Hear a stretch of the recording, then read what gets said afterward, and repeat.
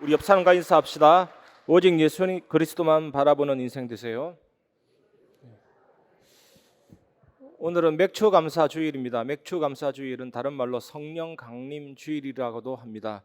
오순절 마가다락방에 성령이 임하셨습니다. 그것을 기념하는 날입니다. 오늘도 성령 안에서 오직 그리스도 바라보는 축복된 하루가 되시기를 바랍니다. 인도의 성자라 불리는 산다싱이 이런 고백을 했습니다. 그리스도 없이 나는 물을 떠난 물고기지만 그리스도와 같이 있다면 나는 영원한 사랑의 바다에 잠겨 있어. 늘 그런 그리스도의 감격과 감사를 누리면서 수많은 사람을 살렸습니다. 여러분도 오늘도 복음의 깊은 감격과 감사가 회복되는 날 되시기 바랍니다. 첫 번째, 구원받은 자의 정체성을 깨달으시기 바랍니다.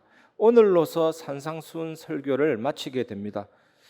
오늘 말씀은 지난주 설교와 연결이 되는 내용입니다. 지난주에는 좁은 문 좁은 길, 넓은 문 넓은 길, 거짓 선지자, 그 열매 등에 대해서 말씀드렸습니다. 오늘 말씀을 통해서는 참된 믿음이 무엇인지 제대로 알고 언약을 굳게 붙잡는 시간 되시기 바랍니다. 마태복음 7장 21절에서 23절 보시면 나더러 주여 주여 하는 자마다 다 천국에 들어갈 것이 아니요 다만 하늘에 계신 내 아버지의 뜻대로 행하는 자라야 들어가리라. 그날에 많은 사람이 나더러 이르되 주여 주여 우리가 주의 이름으로 선지자 노릇하며 주의 이름으로 귀신을 쫓아내며 주의 이름으로 많은 권능을 행하지 아니하였나이까 하리니 그때에 내가 그들에게 밝히 말하되 내가 너희를 도무지 알지 못하니 불법을 행하는 자들아 내게서 떠나가라 하리라. 이 사람들은 주여라 하지 않고 주여 주여라고 하고 있습니다. 어떻게 보면 굉장히 뜨겁고 열정적인 모습처럼 보이지만 사실은 굉장히 다급한 상태죠. 구원받은 줄 알았는데 주님 앞에서 구원 못 받은 것이 드러났기 때문에 굉장한 착각 속에 있었던 거죠. 그러니까 주님 앞에서 그 사실을 인정할 수가 없어서 주여 주여 이렇게 얘기하고 있습니다. 이 사람들은 주님을 위해서 놀라운 사역도 행한 사람들입니다. 주의 이름으로 선지자 노릇도 했습니다. 그리고 이 사람들은 보통 사역을 한 게 아니에요. 귀신을 쫓아냈다니까요. 수많은 권능을 행했습니다. 기적을 행했습니다. 그런데 하나님의 능력을 비상하게 초자연적으로 드러낸 그들 중에서도 구원받지 못한 사람들이 있다라는 것입니다. 이 사람들에게는요, 심지어 주님 내가 무엇을 했지 않았습니까? 라는 구체적인 성공 사례도 있었다니까. 구체적인 성공 사역도 있었습니다.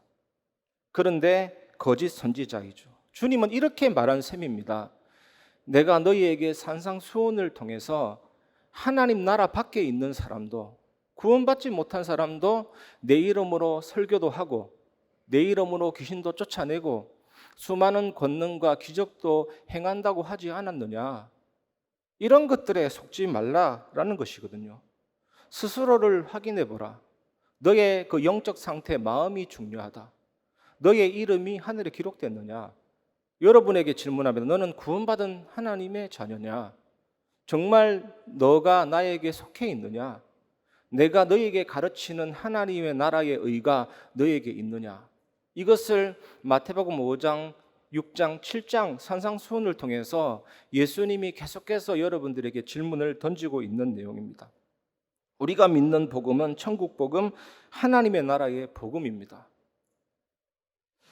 그 나라에 들어가려면 아무도 죄인은 그 나라에 들어갈 수가 없습니다. 그래서 둘째, 복음 사건이 필요합니다. 예수님의 삶 전체가 복음 사건입니다.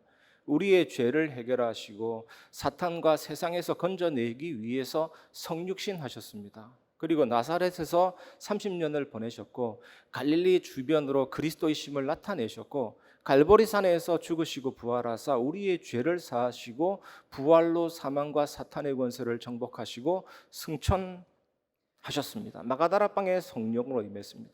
이 사실을 믿을 때 성령께서 우리 속에 들어오심으로 시공간을 초월해서 우리를 그리스도 속에 집어넣어 주셨습니다.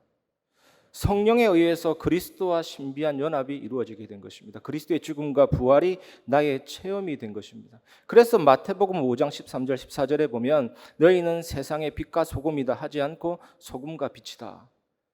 전에도 말씀드렸던 것처럼 이스라엘의 소금은 정제된 소금이 아닙니다. 산에서 캐낸 소금이기 때문에 석회질과 불순물이 많습니다. 그것을 그릇에다 녹여서 채로 걸러냅니다. 물만 받아내고 불순물은 버립니다. 그 물로 음식의 맛을 내듯이 정말 예수님의 그 죽으심, 예수님은 3일 만에 부활하셨는데 우리가 믿을 때 그 죽음과 부활이 내 안에 들어오기 때문에, 그 소금이 내 안에 들어오기 때문에 내 안에 모든 부패된 것들을 다 죽여주시고 이제는 새로운 생명, 예수 생명, 예수 능력으로 살 수 있도록 변화시켜 주십니다. 이게 진짜 중요하죠. 내 안에 예수 생명, 예수 능력이 있다. 유명하기만 하면 따라가고 화끈한 은사만 나타나면 따라가는 것은 매우 위험합니다. 소위 신비주의 신자들은 거짓 선지자들의 밥이 될 가능성이 높습니다. 우리나라 신자들은 가짜라도 화끈한 일만 나타나면 무조건 따라가는 경향이 있습니다. 천당 갔다 온 사람, 그런 거짓 선지자 나타나면 무방비 사태로 노출되는 신자들이 너무 많습니다. 미국의 퍼시 콜레라는 사람이 내가 본 천국이라는 책을 썼는데 그 책에 감동받아서 이장립이라는 사람이 다미 선교회를 만들었잖아요. 1992년 10월 28일 예수님 재림한다, 휴거된다. 공영방송에서 그 흰옷 입고 공중에 들림 받으려고 얼마나 많은 사람들이 모여 있었습니까? 아직까지 생생하거든요. 제 주변에도 28이라는 숫자를 본 사람이 그렇게 많아요. 사단이 그렇게 역사하거든요. 나더러 주여 주여 하는 자마다 다 천국에 들어갈 것이 아니요 다만 하늘에 계신 내 아버지 뜻대로 행하는 자라야 들어가리라. 그때에 내가 그들에게 밝히 말하되 내가 너희를 도무지 알지 못하니 불법을 행하는 자들아 내게서 떠나가라 하리라. 우리가 믿는 기독교는요, 은혜로 인한 믿음이 먼저입니다. 은혜로 인한 믿음이 전부입니다. 행위에 의해서 절대로 구원받지 못합니다. 하지만 바르게 믿는 것은 행위가 따라옵니다. 그래서 예수님이 내 아버지의 뜻대로 행하는 자라야 들어가리라 말씀하신 것입니다. 정말로 예수 믿는다면 예수님 영접하는 기도도 따라 할 수가 있는 것입니다. 그게 진짜 중요한 거거든요. 행위는 우리의 믿음의 진정성을 증명해 줍니다. 옛날에 미국 중서부에 심각한 기근이 와서 농작물이 다 타 죽고 논바닥이 쩍쩍 갈라집니다. 그래서 지역 교회 분들이 한 교회에 모여서 기도하기에 모였습니다. 많은 사람들은 기도하러 모였는데 어떤 소년은 맨 앞자리에 앉아서 기대와 설레임이 가득한 표정으로 오른편에 빨간 우산을 놓았죠. 기도하러 오면서 우산을 들고 왔다라는 것은 이 소녀의 믿음의 진정성을 드러내 줍니다. 에베소서 5장 8절 너희가 전에는 어둠이더니 이제는 주 안에서 빛이라 빛의 자녀들처럼 행하라. 구원받은 자는 옛사람에서 새사람으로 바뀐 것입니다. 아담은 죄를 지을 수도 있었고 안 지을 수도 있었거든요. 자유의지가 있었습니다. 그런데 타락된 인간은 선을 행할 수 없고 100% 죄를 범할 수밖에 없습니다. 이것이 우리의 옛사람입니다. 그런데 구원받은 인간은 성령으로 말미암아 선을 행할 수 있고 죄를 안 지을 수도 있고 죄를 이길 수도 있고 예수 그리스도 이름으로 세상과 사탄을 이길 수 있습니다. 이것이 우리의 새 사람이거든요. 나중에 천국 가면 영화롭게 됩니다. 죄를 지을 수가 없습니다. 육신을 벗었기 때문입니다. 그리고 내가 내 인생의 주인이 아니라 새 주인이 생겼습니다. 그래서 예수님이 나를 사랑하는 자는 나의 계명을 지키리니, 정말 구원받은 하나님의 자녀는 새 주인이신 예수님의 말씀을 즐겁게 순종하고 그 언약을 붙잡습니다.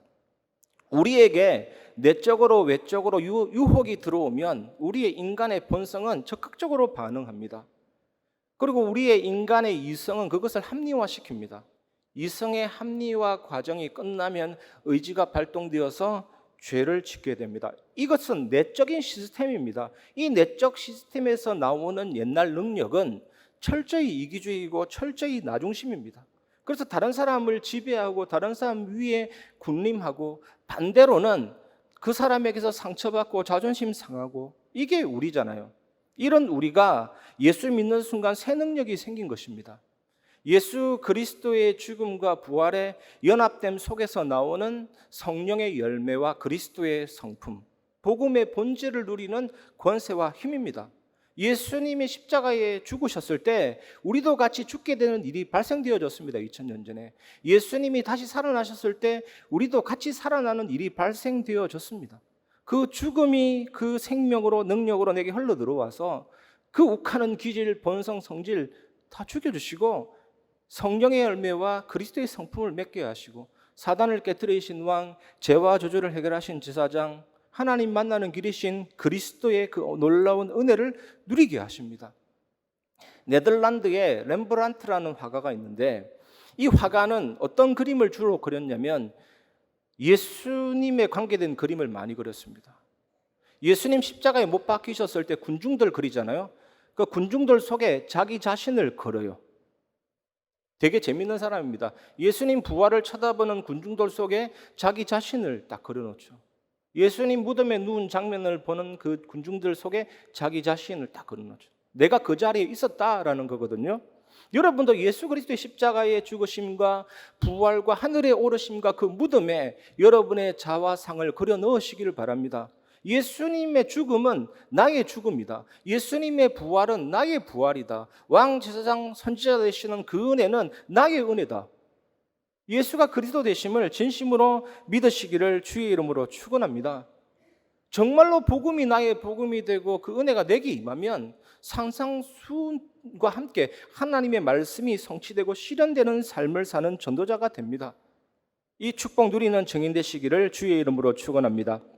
그리고 두 번째, 산상수훈의 삶을 살게 하시는 십자가 생명의 서버에 연결되시기 바랍니다. 마태복음 7장 24절 27절 그러므로 누구든지 나의 이 말을 듣고 행하는 자는 그 집을 반석 위에 지은 지혜로운 사람 같으리니 비가 내리고 창수가 나고 바람이 불어 그 집에 부딪히되 무너지지 아니하나니 이는 주추를 반석 위에 놓은 까닭이요 나의 이 말을 듣고 행하지 아니하는 자는 그 집을 모래 위에 지은 어리석은 사람 같으리니 비가 내리고 창수가 나고 바람이 불어 그 집에 부딪힘에 무너져 그 무너짐이 심하니라. 주님은 산상수훈을 듣고 행하지 아니하는 사람은 그 집을 모래 위에 지은 어리석은 사람과 같다고 하셨습니다. 여러분, 모래 위에 지은 집도 반석 위에 지은 집처럼 겉으로는 번지르한 집입니다.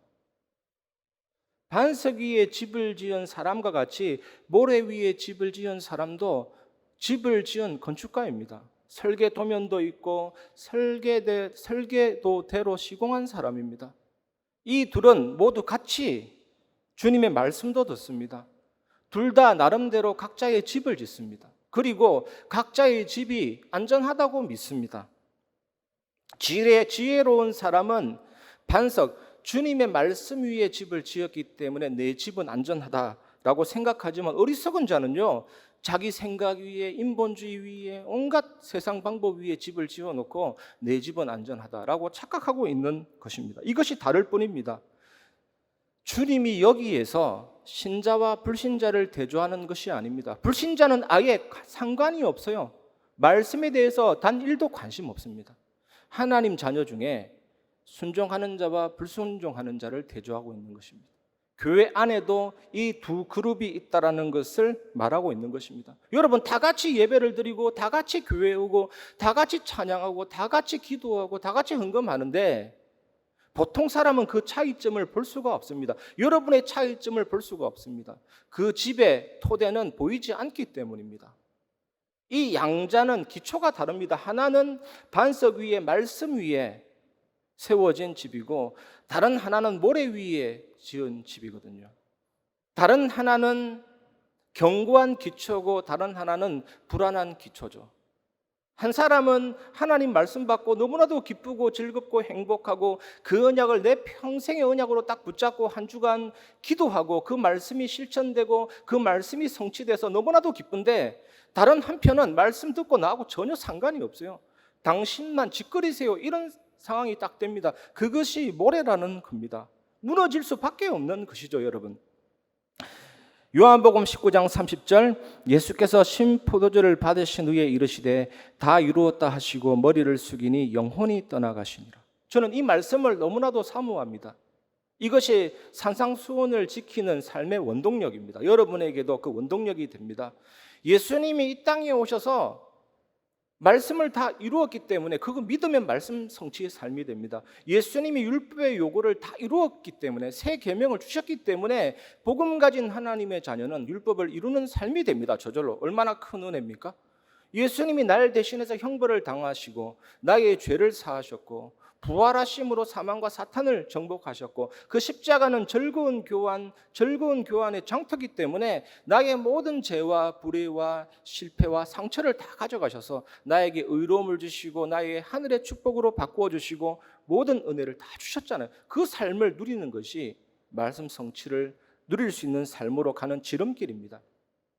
영어로 클라이언트라는 단어가 있습니다. 이게 뭐냐면 네트워크 서버로부터 정보를 제공받는 컴퓨터를 말합니다. 여러분 각자 컴퓨터를 가지고 있는데 인터넷 서버에 연결이 되면 서버로부터 정보를 제공받아서 무한한 정보의 바다로 나아갈 수가 있잖아요. 여러분이 가지고 있는 스마트폰도 서버에 연결되어 있기 때문에 카톡이라든지 모든 정보를 사용할 수가 있는 것입니다. 또 서버라는 이 단어는 정보를 제공해 주는 제공자를 말합니다. 여러분, 십자가가 생명과 능력의 서버임을 믿으시기 바랍니다. 예수 믿는 사람은 과거의 사람이나 현재의 사람이나 미래의 사람이나 그 십자가로부터 생명과 능력과 응답을 공급받기 때문에 그 십자가의 죽음이 그 부활의 능력이 내게 흘러들어와서 나의 슬픔과 상처와 아픔과 무능력을 다 죽여서 능력의 부활로, 기쁨의 부활로, 찬양으로, 응답으로, 승리의 삶으로 다 바꾸어 주십니다. 십자가는 비극적이거나 우발적인 사건이 아닙니다. 예수님은 이 십자가 때문에 이 땅에 오셨고 십자가는 예수님이 오신 목적이고 성경에 미리 약속된 것입니다. 모든 생명과 능력의 권원이잖아요.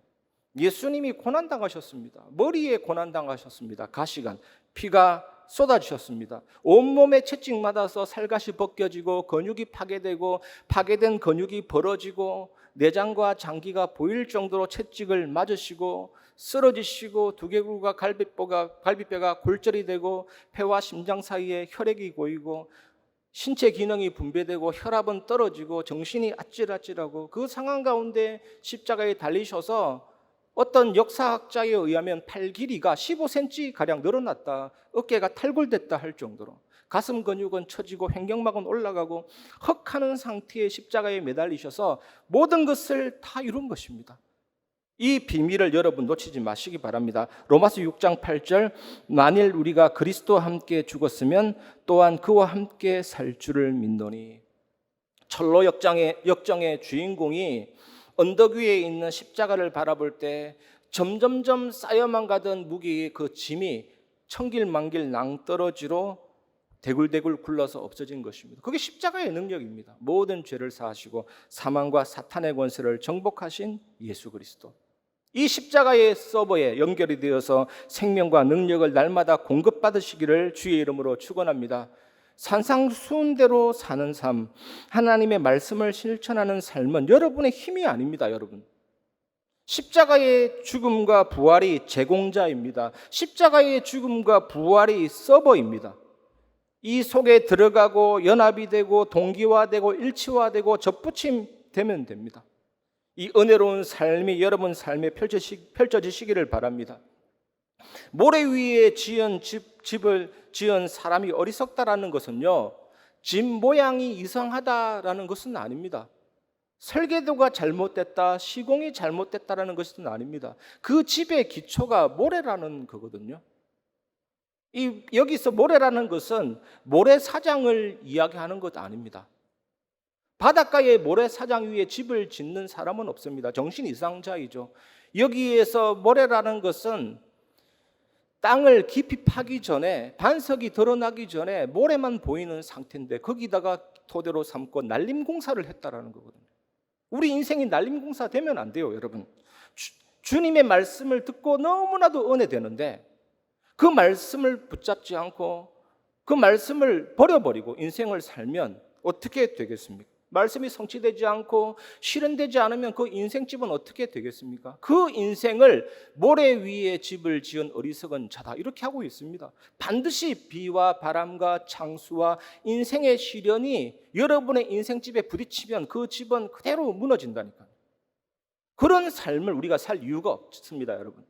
이번 한 주간 생명의 능력의 그 서버 십자가에 연결이 되어서 그 은혜로 하나님의 말씀을 붙잡고 그 말씀이 성취되고 실현되는 삶을 사는 증인 되시기를 주의 이름으로 축원합니다.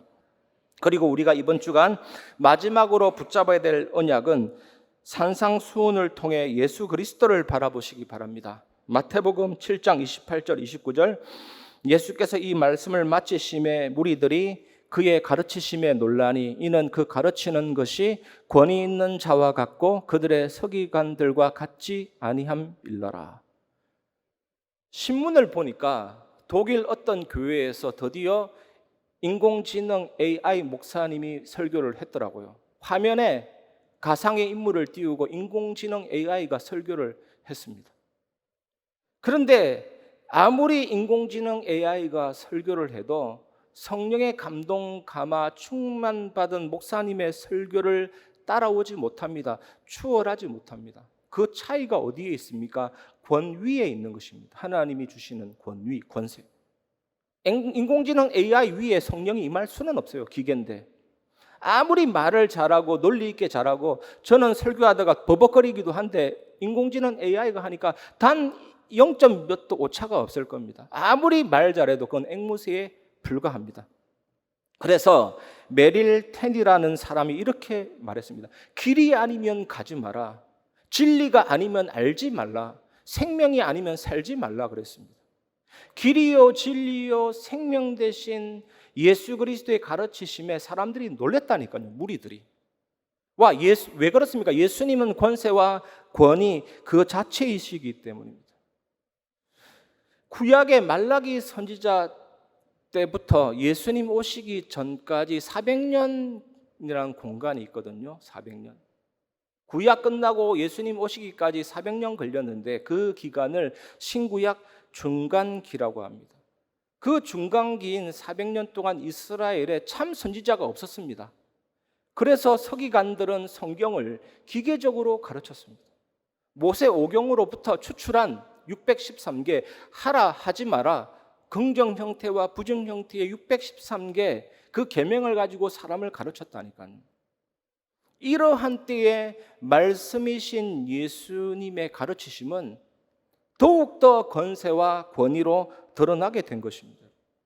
여러분, 신구약 66권이 예수 그리스도를 가르치듯이 예수님은 산상수훈 그 자체에 있습니다. 여러분, 오늘로서 산상수훈을 마무리하는데 이 산상수훈을 통해서 우리는 그리스도를 바라봐야 됩니다. 예수님의 십자가의 죽으심과 부활을 바라봐야 합니다. 오늘 산상수훈을 마무리하는데 산상수훈의 중심적인 주제가 뭡니까, 여러분? 네 능력으로 살아라, 너의 의로 살아라가 아니잖아요. 예수 그리스도의 십자가의 죽으심과 부활에 연합된 신자의 삶, 복음의 본질을 누리는 신자의 삶이 그 주제입니다. 여러분은 구원이 완전하다라고 믿습니까? 여러분 생명도, 여러분의 모든 것도 하나님께 맡겨지십니까? 예수 그리스도는 왕이십니다. 왕. 예수님은 우리의 경배와 예배를 받으실 왕이시고 우리 교회와 온 세계의 교회의 경배와 찬양과 예배와 복종을 받으실 왕이시잖아요. 예수님은 나의 왕이고 우리 교회 안과 밖을 다스리고 우리 교회의 왕이도 온 우주의 왕이시고 온 천지 만물을 다스리시는 왕이십니다. 그리고 십자가에서 죽으시고 부활하셔서 원수 사탄을 정복하셨고 사탄과 사탄이 이용하는 모든 환경과 사건과 사람들을, 원수들을 정복하셨습니다. 지금도 하나님 우편에서 그 왕으로서 통치하고 다스리고 계십니다. 성령과 말씀으로. 또 이 예수님은 십자가에서 우리 죄를 위해서 죽으시고 우리의 모든 죄를 사하시고 해방시키고 끝내주셨듯이 지금도 우리 속에서 자유와 평안함을 주시고 구약의 제사를 신약의 예배로 완성시켜서 온전한 예배의 축복을 누리도록 하고 계십니다. 영원한 제사장이시죠. 또 예수님은 하나님 우편에서 지금도 선지자로 역사하고 계십니다. 하나님의 말씀을 깨닫게 하고 영원한 생명의 말씀 그 자체가 되시고 늘 하나님과 동행하게 하시고 임마누엘을 누리게 하십니다. 그래서 만일 이 하나님 예수 그리스도의 통치를 여러분들이 정말로 받으면 하나님은 약속하신 모든 것을 여러분들에게 행하실 것입니다.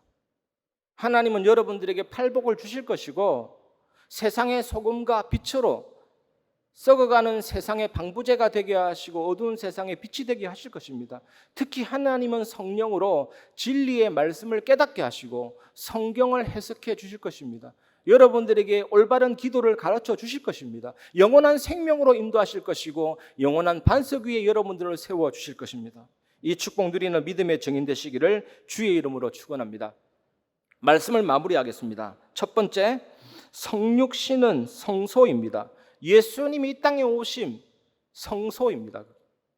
예수님이 이 땅에 오셔야, 왜 예수님이 이 땅에 오셔야 했습니까? 하나님께 불순종함으로 교만해서 거역한 최초의 사건이 원죄입니다. 과일 하나 따먹는 것 때문에 하나님이 왜 그렇게 째째하게 구시나, 그런 사건이 아닙니다. 하나님이 먹지 말라고 한 것을 먹었기에 불순종이고 하나님과 똑같이 되고자 했기에 교만이고 거역이잖아요. 원죄의 핵심이 뭡니까? 불순종과 교만과 거역이 원죄의 핵심입니다. 사단에게 속아서 이런 원죄를 범했잖아요. 그 결과 그리스도의 은총이 없이 죄의 지배 당하게 됐습니다. 원죄를 왜 원죄를 하냐? 그 원죄에서 제1, 제2, 제3 계속해서 자범죄들이 발생되게 됩니다. 해적선 위에 해적처럼 그 선에서 빠져나오지 않는 이상 모든 것이 죄가 되는 것입니다.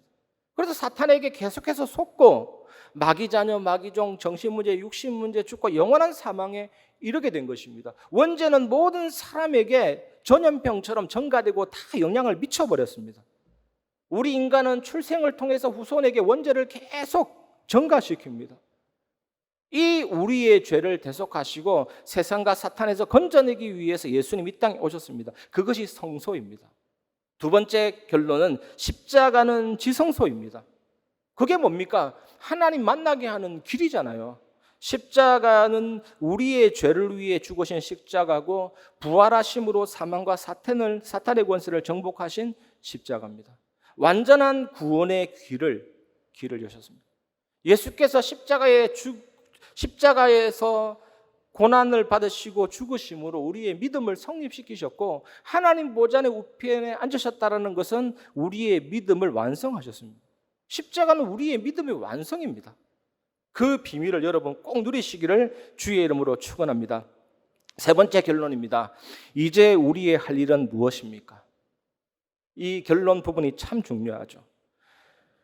인도의 박해이 목사님이 친구와 함께 먼 여정을 걸어가게 되었습니다. 그런데 급류가 밀려오는 계곡을 만나게 된 것입니다. 누구라도 물에 빠져서 죽어도 의심할 여지가 없는 심각한 위기가 온 것입니다. 그 계곡의 급류 위로 연결된 좁다란 밧줄 다리를 건너야 됩니다.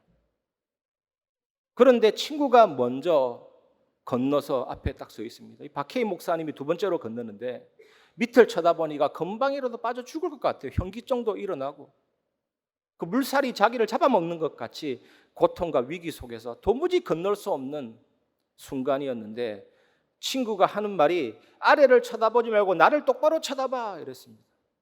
그래서 이 목사님이 시선을 친구로 돌릴 때 담대하게 그 다리를 건너갔습니다. 첫 번째 결론이 뭡니까? 바라보시기 바랍니다.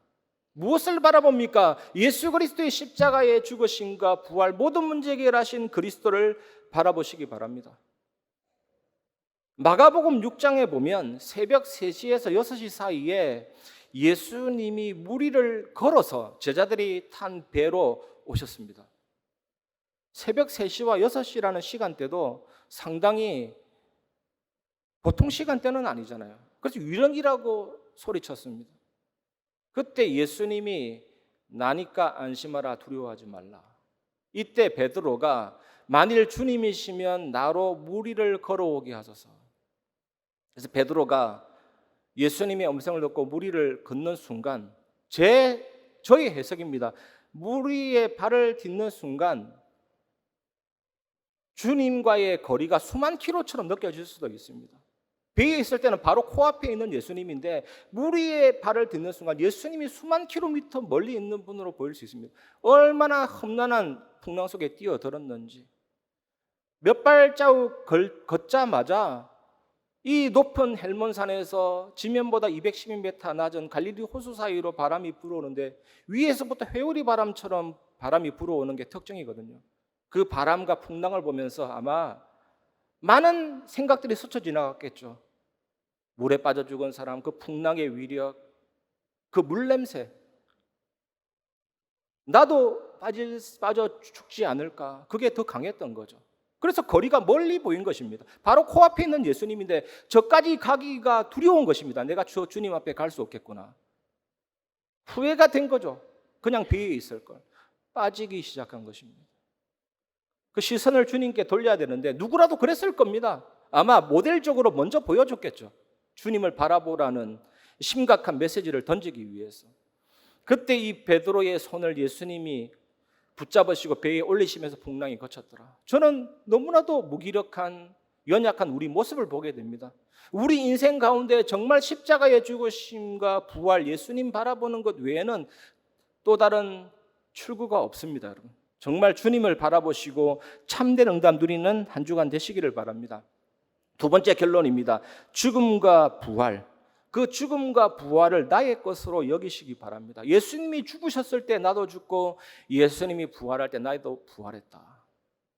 사망과 사탄을 정복하신 왕제사장 선지자 그 은혜가 내게 임했다. 이것을 믿는 것이 믿음입니다. 이 축복 누리시기 바랍니다. 전에도 말씀드렸지만 소문난 완악산 호랑이, 깡패, 두목, 김익두 목사님이 예수 믿자마자 부고장을 날렸다는 것은 뭡니까? 실제 죽었다는 것이 아니라 예수님의 죽음이 나의 죽음이다. 그 여겼던 믿음인 것이죠. 내가 옛날에 모르고 깡패짓 했던 그 이전의 김익두는 죽었다. 십자가는 나의 최종 장례 절차다. 이걸 믿었던 거죠. 그래서 여러분 아십니까? 정말 예수 그리스도 십자가의 복음 살아계신 하나님을 만난 사람들은 인생이 바뀌기 시작합니다. 이제는 내가 산 것이 아니요 나를 위해 자기 몸을 버리신 예수님을 믿는 믿음으로 인생을 살아가게 되는 것입니다.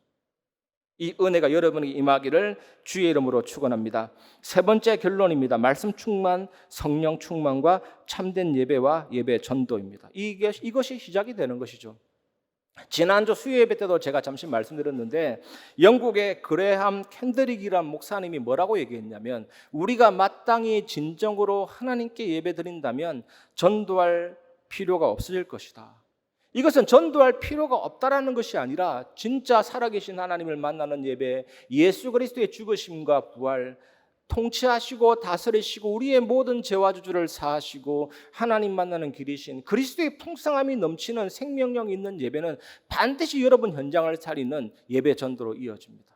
그 은혜를 누리시기를 주의 이름으로 축원합니다. 네 번째 결론입니다. 성삼위 하나님의 비밀과 보좌의 축복. 이것이 여러분의 삶에 나타나게 됩니다. 시간을 창조하시고 공간을 창조하신 분이 하나님이시잖아요. 물리학자한테 물어보세요. 시간이 뭐냐? 모른다고 답합니다. 공간이 뭐냐? 모릅니다. 누가 아십니까? 하나님만이 아십니다. 시간을 창조하시고 공간을 창조하시고 시간과 공간 창조했기 때문에 우리가 존재하는 것입니다. 또 하나님은 무한하십니다. 끝도 없습니다. 하나님은 무한하십니다. 온 우주에 충만하시고 내 안에 계시잖아요. 하나님은 전지전능하십니다. 지성, 감정, 의지도 완전하고 모든 게 능력이 한이 없어지죠. 그 하나님이 우리에게 주신 구원 완전합니다. 성령 하나님의 역사 완전합니다. 하나님의 보좌가 내게 임했고 시공간 초월의 그 은혜가 내게 임했고 세계 살리는 그 은혜가 내게 임했죠. 정말로 우리가 하나님 내 안에 계신 믿는다면 그리고 하나님이 내 안에 계시기 때문에 우리는 AI가 아니잖아요. 권세와 권위자이신 하나님이 내 안에 있기 때문에 하나님 내 안에 계심이 정말로 감사와 감격으로 생명력으로 우리 안에 있는 오장육부, 자율신경, 척추, 내 마음, 생각, 영혼, 하나님이 내 안에 심어놓은 형상과 영혼과 삶과 나의 과거, 현재, 미래를 완전히 바꾸고 살리십니다. 그 은혜가 철철 넘치는 사람은 분명히 목회자와 중직자와 후대와 모든 현장 살리는 정인이 됩니다. 그래서 존 번연이 쓴 거룩한 전쟁이라는 책처럼 내 영혼의 성 안에, 내 영혼의 마을 안에 임마누엘 왕 하나님이 계시기 때문에 아무리 눈으로 보는 것, 귀로 듣는 것, 감각으로 사탄이 공선전을 펼치고 투석기를 날려도 사탄의 나라는 무너집니다. 사탄의 망대는 무너집니다. 하나님 내 안에 계신 이 믿음이 지속이 되면 빛이 발하게 되고 현장 살리는 역사가 일어나게 되죠.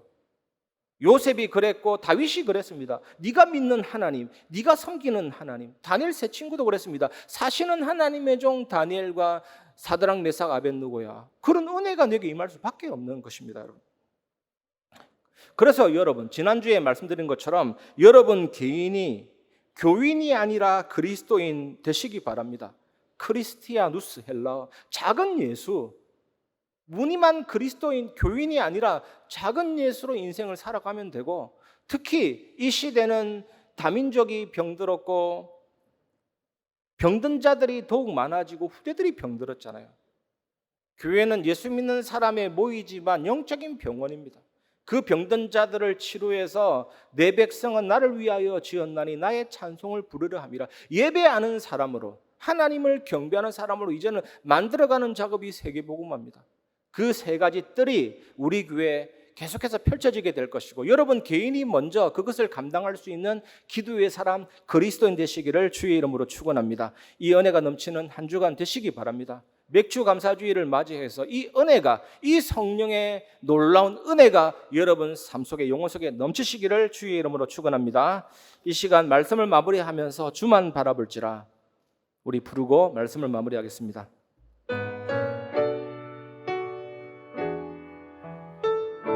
하나님의 사랑을 사모하는 자, 하나님의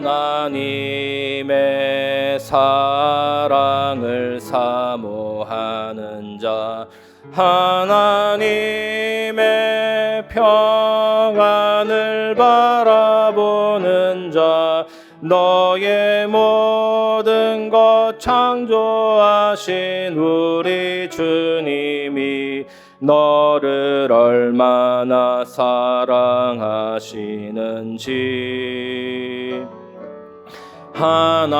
하나님께 찬양과 경배한 하나님의 선하심을 닮아가는 자, 너의 모든 것 창조하신 우리 주님이 너를 자녀 삼으셨네. 하나님 사랑의 눈으로, 하나님 사랑의 눈으로 너를 어느 때나 바라보시고, 하나님인 자 한 귀로서 언제나 너에게 기울이시니 어두움에 밝은 빛을 비춰주시고 너의 작은 신음에도 응답하시니 너는 어느 곳에 있든지 주를